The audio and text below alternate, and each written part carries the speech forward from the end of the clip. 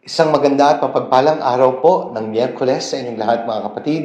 Ngayon po ay Miyerkules sa loob ng ikalawang linggo sa panahon ng Pasko ng muling pagkabuhay. Binabati ko po kayong lahat ng mga nakikinig at nanonood araw-araw ng Daily Gospel Reflection, mga viewers and followers. Sa mga deboto po ni San Antonio ng Padua, kami po ay nagpapaabot din ng pagbati sa inyong lahat saan man po kayo naroroon. At gayon din po ang aming pagkilala at pasasalamat sa lahat po ng mga tumutulong sa pangailangan ng pambansang dambana San Antonio ng Padua. Ang Diyos na po ang bahalang gumanti sa inyong kagandahang loob. Patuloy nating ipanalangin ang isa't isa. At welcome po sa ating Daily Gospel Reflection. Sama-sama po nating pagninilayan ang mabuting balita mula sa Ebanghelyo na nakalaan para sa araw na ito.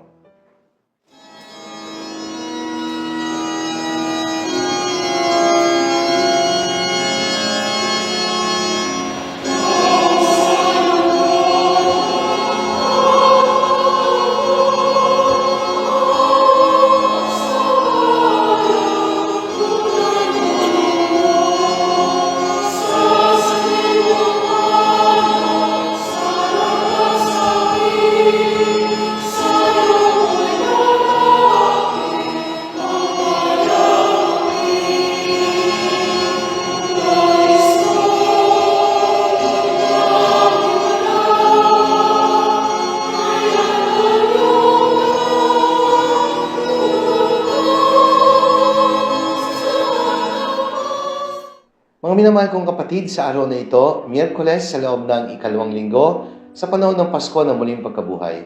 Pagninilayan natin ang mabuting balita ayon kay San Juan. Karugtong po ng Ebanghelyo kahapon. Ito po ay mula sa ikatlong kabanata, mga talata 16 hanggang 21. Napapanood po sa pagbasa ng Ebanghelyo ngayon ang sikat na John 3:16. For God so loved the world that He gave us His only Son. Kaya ang pamagat po ng pagninilay na aking ibabahagi, pagbibigay dahil sa pagmamahal. Ano ba ang talaga nagtutulak sa iyo para magbigay? Ikaw ba ay nagbibigay dahil sa obligasyon? Ikaw ba yung tipo ng tao na magbibigay kasi mayroong okasyon, birthday, wedding anniversary, kasalan, binyagan, at marami pang iba? O ikaw yung nagbibigay para lamang lumikha ng impresyon? Yung bang nagpapa-impress, nagpapa-pogi points, nagpapakitang tao lamang para masabing ikaw ay mapagbigay?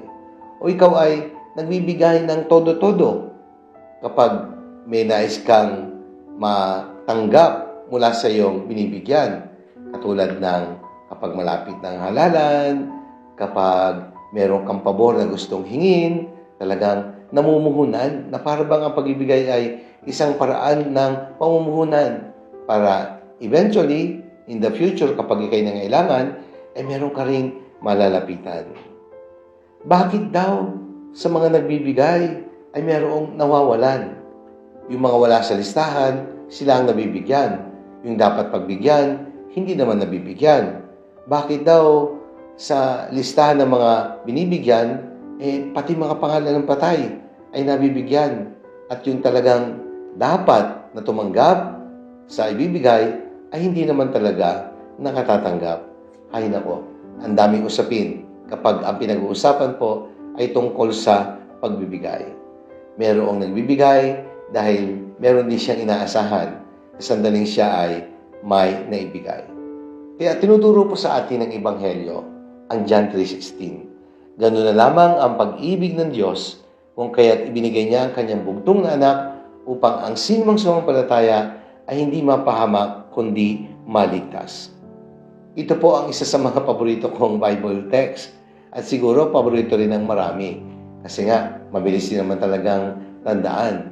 Alam na alam kahit mga bata, ang daling masaulo at matandaan. At sa dalawang salita, pwede nating mabuod ang mensahe ng ating mabuting balita. Pagmamahal at pagbibigay.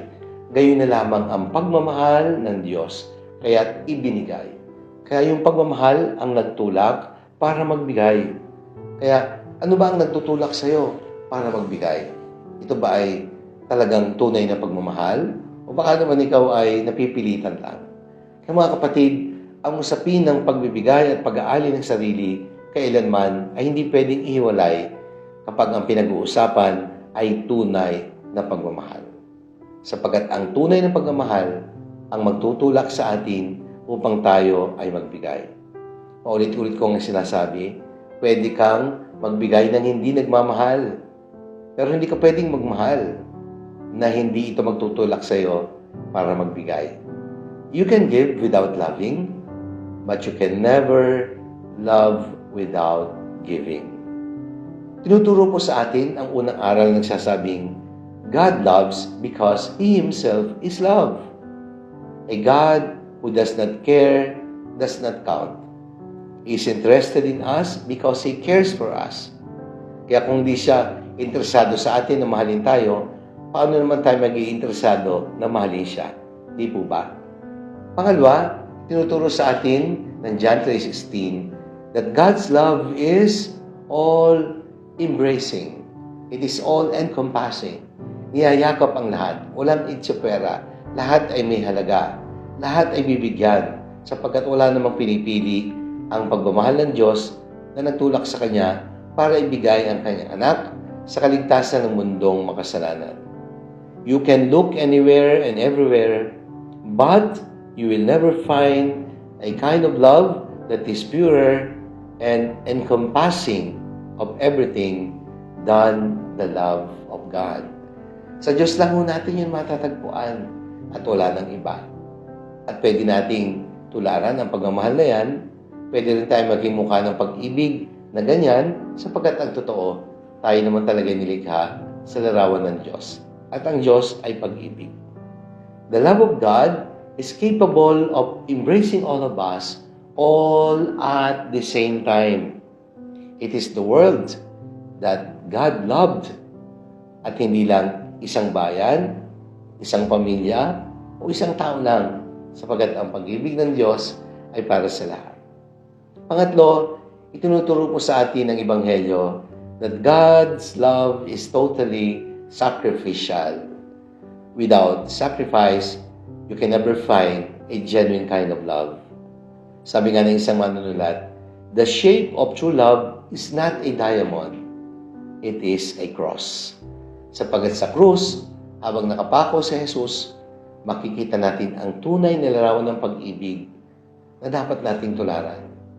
Isang pag-ibig na nagpapakita ng kandakilaan ng pag-ibig ng Diyos. Sabi nga po ni St. John Chrysostom, by the cross, we know the gravity of our sin and the greatness of God's love toward us.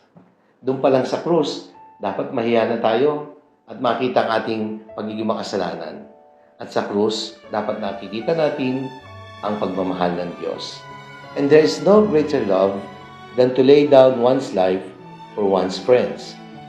John chapter 15, verse 13. Kaya mga kapatid, hindi po yung halaga ng material na bagay o salapi na binibigay natin ang tinitingnan ng Diyos sa ating pagbibigay. It is actually the amount of love that we are putting into our giving. And that's the thing that really matters. That is the thing that really counts. Kaya ulitin ko po, mga kapatid, dahil sa pagmamahal, nagagawa nating magbigay. Pagbibigay dahil sa pagmamahal. Manalangin tayo.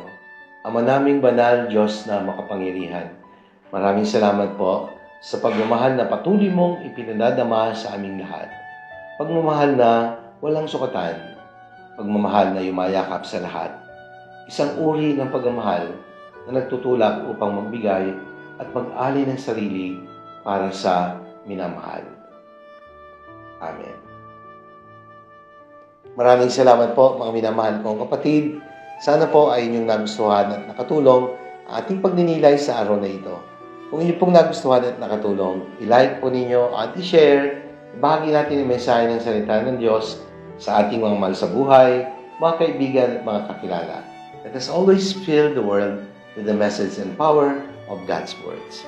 Mga kapatid, sa darating pong April 23, isa-celebrate natin ang 5th anniversary of the Solemn Declaration of the National Shrine of San Antonio ng Padua.